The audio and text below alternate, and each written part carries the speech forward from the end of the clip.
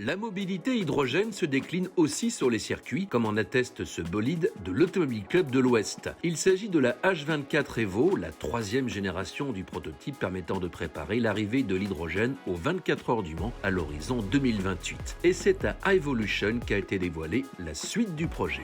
Pourquoi Evolution? Parce que nous sommes ici sur un événement international qui rassemble tous les acteurs de l'hydrogène, aussi bien côté industriel que mobilité.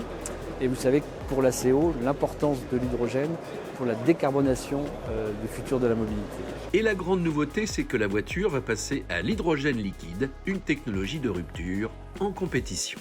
Pourquoi l'hydrogène liquide? Parce que si on veut, aux 24 heures du Mans et en championnat du monde, avoir des voitures capables de rivaliser en termes d'autonomie, mais aussi de performance sur la piste avec nos hypercars actuels, la quantité d'hydrogène embarqué gazeux aurait fait des voitures beaucoup plus longues.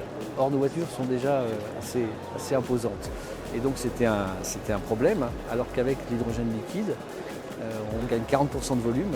Et donc, on va être capable de faire une voiture qui aura la même taille que les hypercars. En principe, la H24 Evo était censée stocker de l'hydrogène sous forme gazeuse, mais l'équipe n'aura pas trop de mal à adapter le projet. C'était pas trop compliqué parce que nous étions dans une phase de conception et nous avons pris la décision de passer directement dans une phase d'hydrogène liquide. Mais concrètement, quel sera l'impact de ce passage à l'hydrogène liquide ? On va reviewer l'architecture pour qu'il soit adapté à ce réservoir liquide, la nouvelle technologie. Donc vous imaginez si le réservoir, je dis de manière vulgaire, il est plus petit, on ne va pas laisser une place vide dans une voiture, on va optimiser, organiser les choses pour que, de point de vue aéro, châssis, il soit l'optimum. Donc oui, il y a un travail à faire. Alors, quand verra-t-on la H24 Evo prendre la piste ?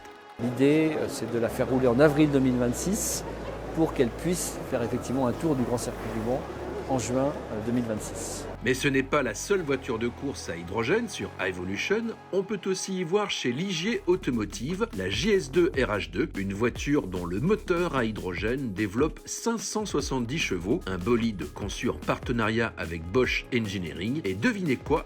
Bosch devient partenaire du projet Mission H24.